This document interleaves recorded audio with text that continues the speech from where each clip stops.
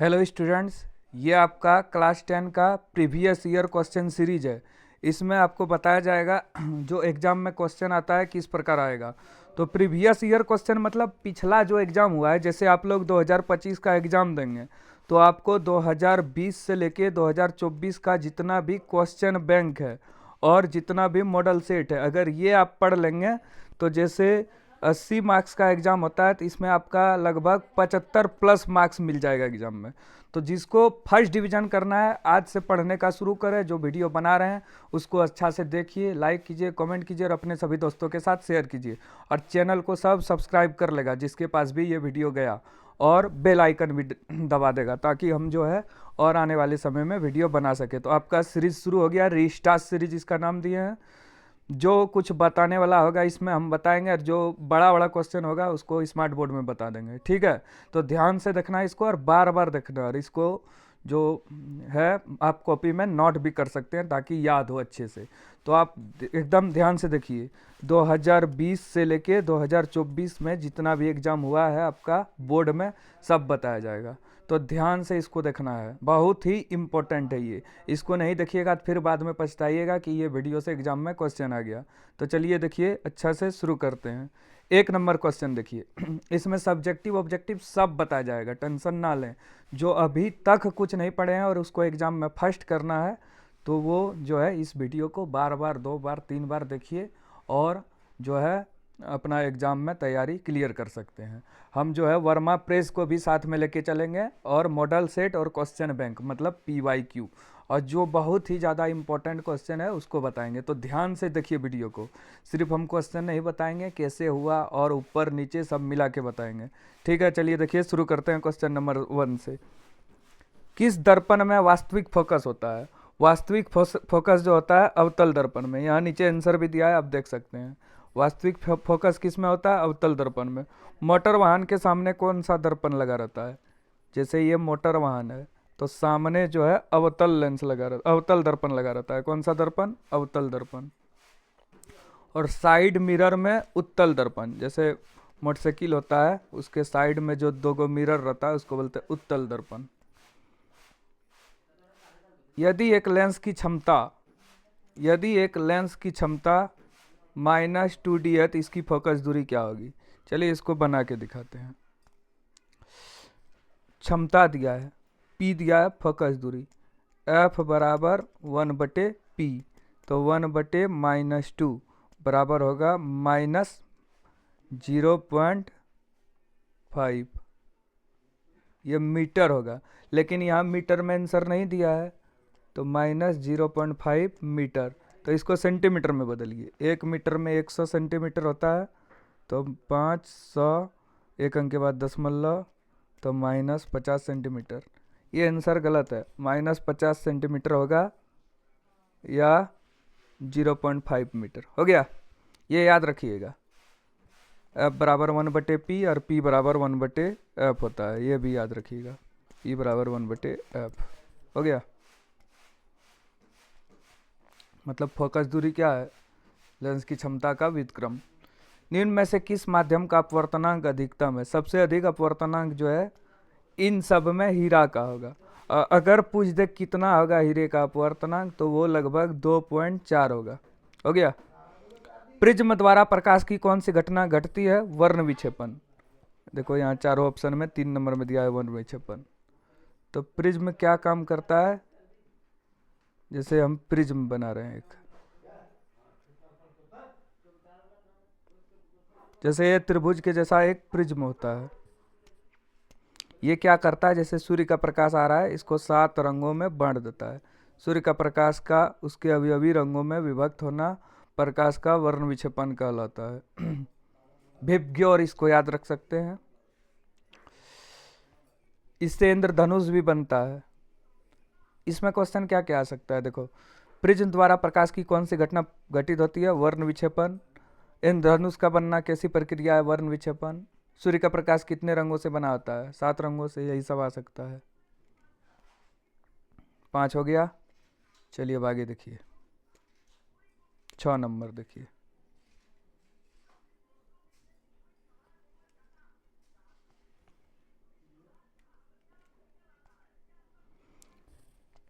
जरा दृष्टि दोष किस प्रकार के लेंस द्वारा प्रयोग होता है? द्विफोक्सी लेंस, इसको बोलते हैं बाय फोकल लेंस। अब देखिए कितना दृष्टि दोष होता है। 3 प्रकार का दृष्टि दोष होता है। सबसे पहले दूर या दीर्घ, इसको उत्तल लेंस से दूर किया जाता है। फिर होता है निकट, इसको अवतल लेंस से दूर किया जाता है। फिर होता है ये, फिर क्या होता है? जरा दृष्टि दोष, जिसको द्विफोक्सी लेंस से दूर किया जाता है। अब मानव नेत्र में जो है उत्तल लेंस रहता है। कैसे याद रखेंगे इसको? नेत्र में 3 अक्षर है, उत्तल में भी 3। दूर या दीर्घ में ऊ आता है तो उत्तल लेंस, या इसमें 3 अक्षर, इसमें भी 3। निकट ओ आता है, निकट ओ तो अवतल लेंस। ये सब याद रखिएगा, एक क्वेश्चन इससे फिक्स आएगा। खतरे का सिग्नल किस रंग का होता है? लाल रंग का होता है खतरे का सिग्नल। यहाँ भी आंसर है, आप देख सकते हैं इसको भी। विभवांतर का ऐसा मात्रक क्या है? वोल्ट। विभवांतर का ऐसा मात्रक क्या है? वोल्ट। चलिए देखिए इससे क्या क्या क्वेश्चन बनेगा। विभवांतर क्या है? विभव मापने वाला यंत्र। विद्युत विभव मापने वाले यंत्र को बोलते हैं विभवांतर। विभवांतर को किस यंत्र से मापा जाता है? वोल्ट मीटर से। 3 क्वेश्चन। विभवांतर क्या है या विद्युत विभव क्या है? विभवांतर को किससे मापा जाता है? वोल्ट मीटर से। और विभवांतर का ऐसा ही मात्रक है वोल्ट। चलिए इसको अच्छा से बता देते हैं। जैसे सबसे पहले है विद्युत धारा, इसका मात्रक है एम्पियर।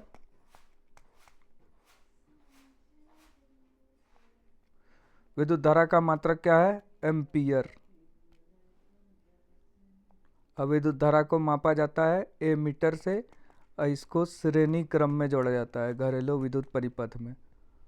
विद्युत धारा को किससे मापा जाता है? ए मीटर। श्रेणी क्रम में ए मीटर को जोड़ते हैं। अब विद्युत धारा का ऐसा ही मात्रक पूछे तो एम्पियर।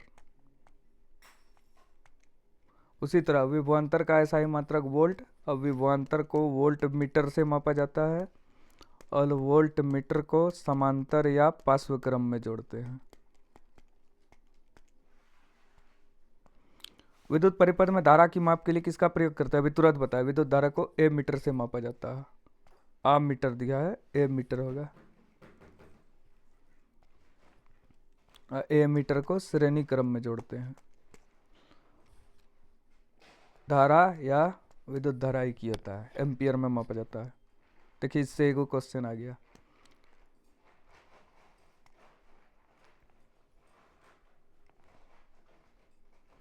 किसी बल्ब से 1 मिनट समय दिया है, 1 मिनट मतलब 60 सेकंड।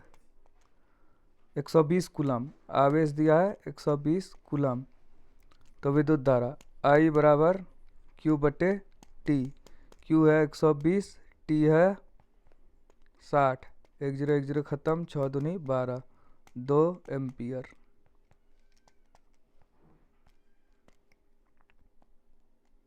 जिप्सम का रासायनिक सूत्र क्या है? जिप्सम का सूत्र होता है CaSO4 × 2H2O, और एक होता है इसी में प्लास्टर ऑफ पेरिस। इसका सूत्र होता है CaSO4 × 1/2H2O। अब दोनों में अंतर क्या है?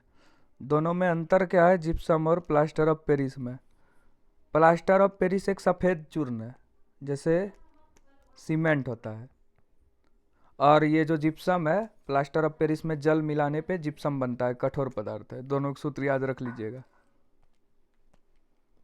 समीकरण CaCO3 CaO + CO2 किस प्रकार की अभिक्रिया है? देखो ये टूट रहा है, CaCO3 टूट रहा है CaO और CO2 में, तो ये है वियोजन अभिक्रिया। सॉरी, वियोजन यहाँ है 2 नंबर, यहाँ भी देख सकते हैं, वियोजन अभिक्रिया है ये। वियोजन या अपघटन मतलब टूटना।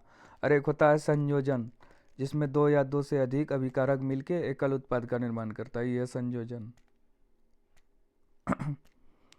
जल के विद्युत अपघटन में कैथोड पर कौन सी गैस मुक्त होती है? तो हाइड्रोजन गैस, याद रखना। एक होता है एनोड और एक होता है कैथोड, एनायन कैटायन। उपचयन अपचयन अभिक्रिया का दूसरा नाम क्या है? इसको बोला जाता है रेडॉक्स। मतलब ऐसी रासायनिक अभिक्रिया जिसमें ऑक्सीडेशन और रिडक्शन साथ साथ हो उसको क्या बोला जाता है? रेडॉक्स। रेडॉक्स अभिक्रिया बहुत इंपॉर्टेंट है, याद कर सकते हैं। निम्न में से विद्युत का सर्वोत्तम चालक कौन है? विद्युत का सबसे अच्छा चालक चांदी है, लेकिन यहाँ नहीं दिया है ऑप्शन में, तो सोना हो जाएगा।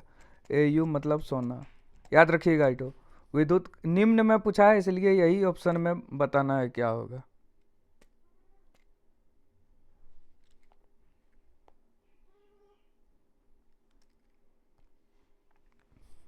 निम्न बोला है मतलब यही ऑप्शन में बताना है सबसे अच्छा चालक क्या है, तो सोना हो जाएगा। लेकिन अगर पूछे विद्युत का सर्वोत्तम चालक क्या है, तो AG मतलब चांदी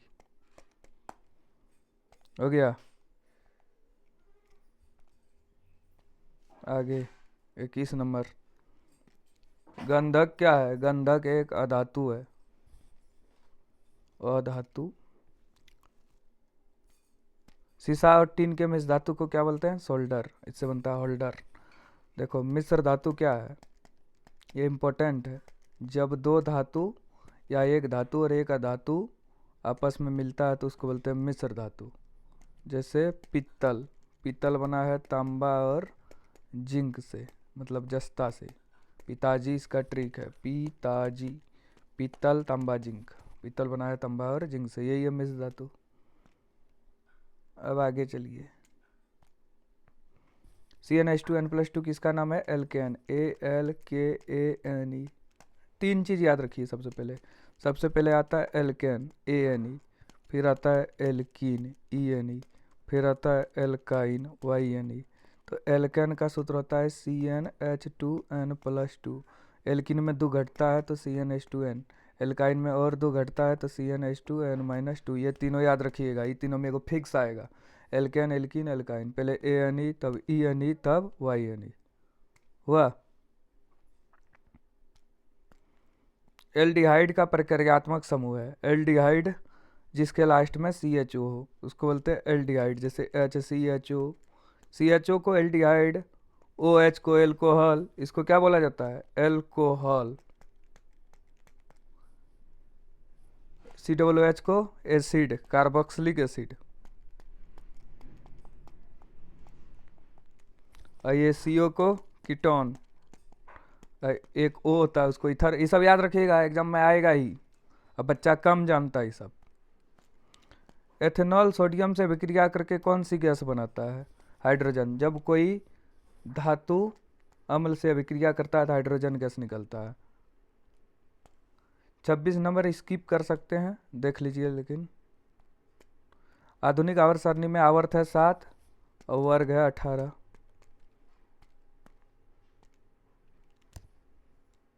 छब्बीस हो गया, चलिए 27 नंबर।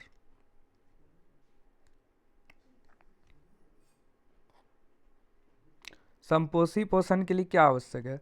संपोषी पोषण मतलब हरे पेड़ पौधे जो अपना भोजन बनाता है सूर्य के प्रकाश की उपस्थिति में, जिसको प्रकाश संश्लेषण बोलते हैं।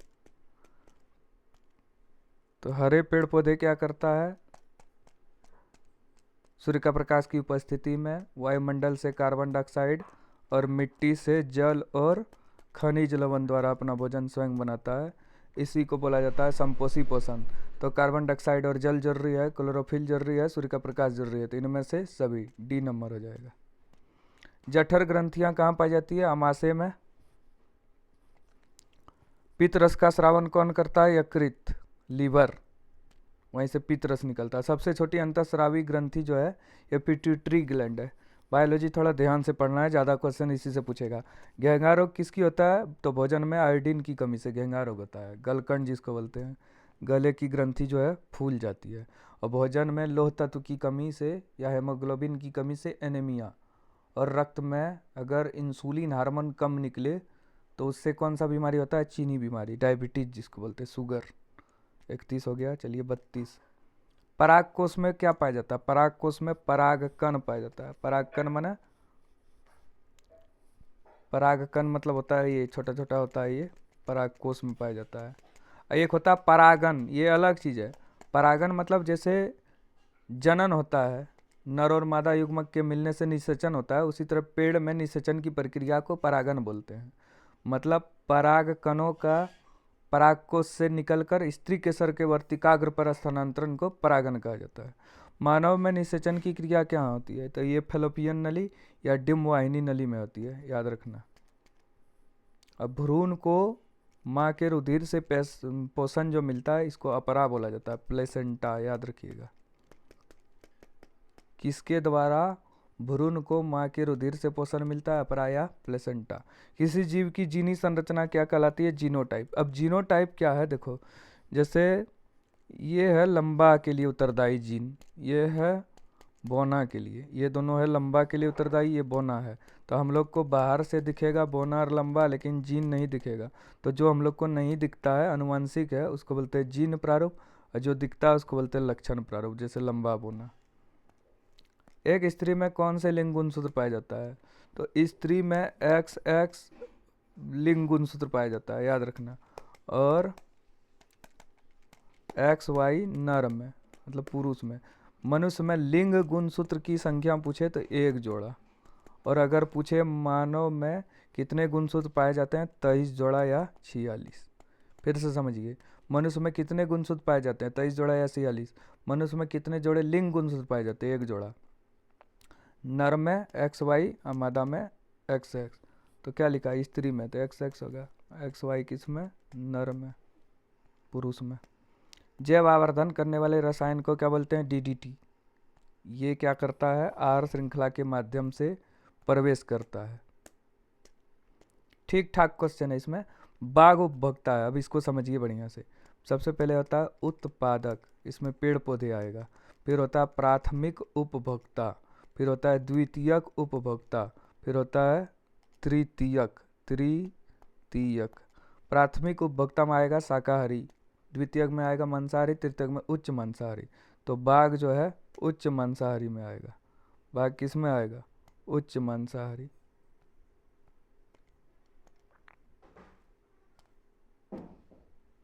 तो तृतीयक पोषी स्तर हो गया। चिपको आंदोलन जो है 1972 में शुरू किया गया, सुंदर लाल बहुगुणा के नेतृत्व में, हिमालय के गढ़वाल जिले में, रैनी गांव में। पवन चक्की से उपयोगी ऊर्जा प्राप्त करने के लिए पवन का वेग होना चाहिए 15 किलोमीटर प्रति घंटा या उससे अधिक। पवनों का देश डेनमार्क को कहा जाता है। और ऊर्जा 2 प्रकार का होता है, एक होता है नवीकरणीय, एक होता है अनवीकरणीय। नवीकरणीय मतलब होता है जिसका नवीकरण कर सकते हैं शीघ्रता से, जैसे जो कभी ख़त्म भी नहीं होगा, जैसे सौर ऊर्जा, पवन ऊर्जा, जल विद्युत ऊर्जा। और नवीकरण जो ख़त्म हो जाएगा, जैसे कोयला, पेट्रोलियम, प्राकृतिक गैस, जीवाश्म ईंधन जो है। जल विद्युत संयंत्र किस ऊर्जा को किस ऊर्जा में बदलती है? तो जल जो है स्थितिज ऊर्जा को विद्युत ऊर्जा में बदलती है, याद रखना।